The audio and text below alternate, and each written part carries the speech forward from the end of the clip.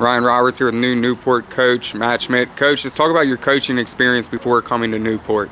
Okay, when I finished playing in college, I was fortunate enough to coach college football for 8 years, and 3 different stops. The Merchant Marine Academy up in New York, a Division III school.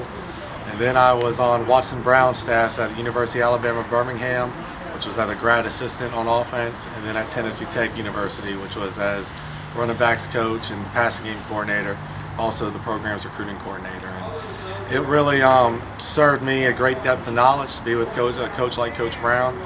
And then following the 2010 season, my wife and I, we kind of made the decision with family starting up, our young family starting up, to get into high school teaching and coaching. And the past 2 years I did so right outside of Knoxville, Tennessee at Clinton High School. And then I served there as offensive coordinator and assistant head coach. And then my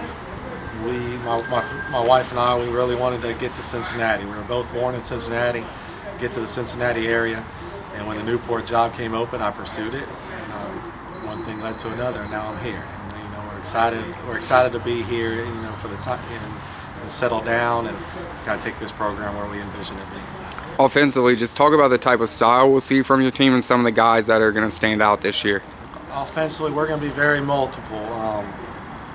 As far as you can call it a pro-style offense, you can call it a multiple offense, whatever tag you want to use, but we're going to be very multiple.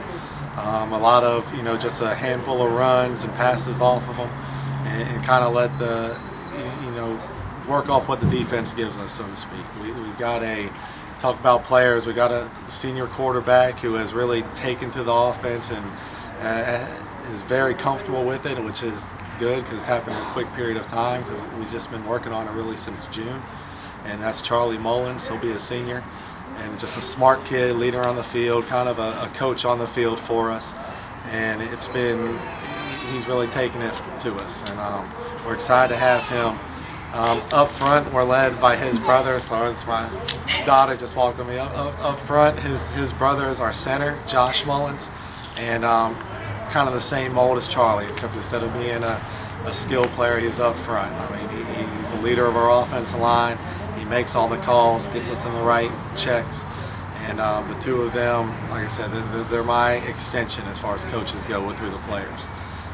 Then in the backfield, we got Dominic Joseph, who played the last part of the year at Newport after fixing a transfer situation. He was at Lloyd as a freshman, and then last year as a sophomore he saw some action late, and then he'll be a junior for us. And he's the kind of tailback I love. He's a big physical tailback.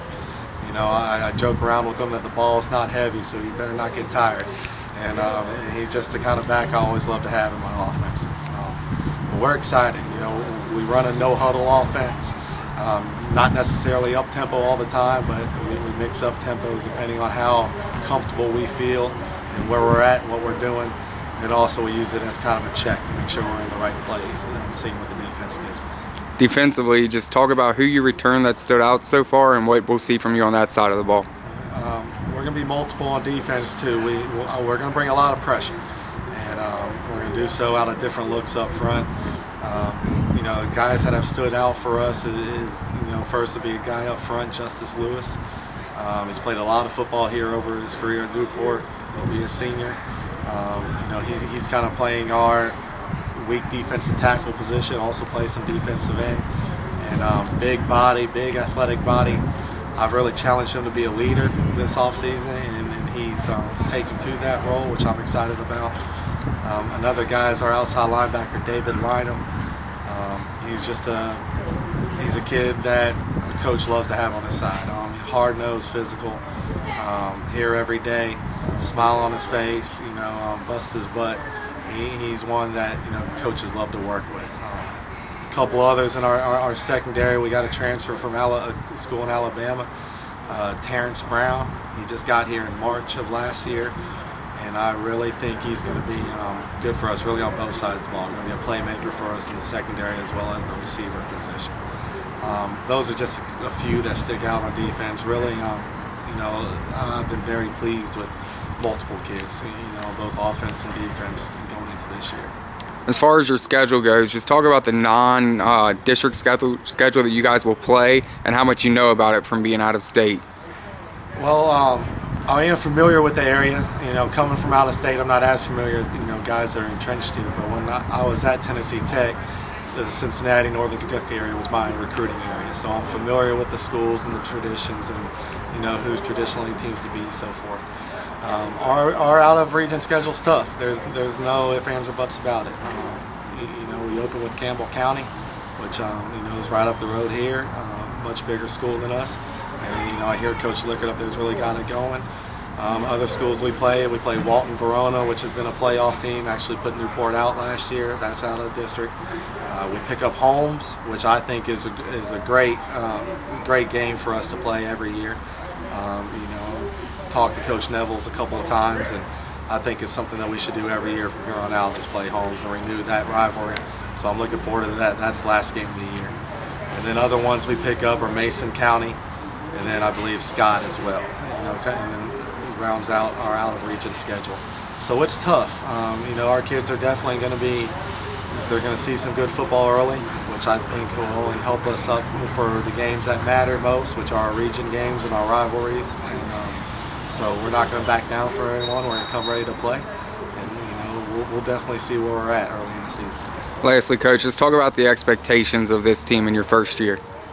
I told the kids we're going to raise kind of the level of expectations that might have been set for them in the past, and that they can't be afraid of that. And that comes from on a day-to-day basis. Not so much our win-loss record at the end of the year, but my staff and I have really, focused on the little things. One thing we always say to our kids is focus on the process of what it's going to take. Don't worry about down the road. Don't worry about what a record's going to be. Don't worry about potential playoff runs. Just worry about what you got to do. I think today's July 25th. Worry about what you got to do July 25th to help us out down the road. And the kids are starting to buy in. So, our expectations is we're going to come every Friday night ready to play. My coaching staff and I are going to have them prepared, as well as anyone in the region. And when other teams leave the field after playing Newport, they're gonna know they are in for a battle. We're gonna be physical, we're gonna be fast, we're gonna play the game the right way, and hopefully the results will take care of themselves. Coach, good luck this year. Thank you.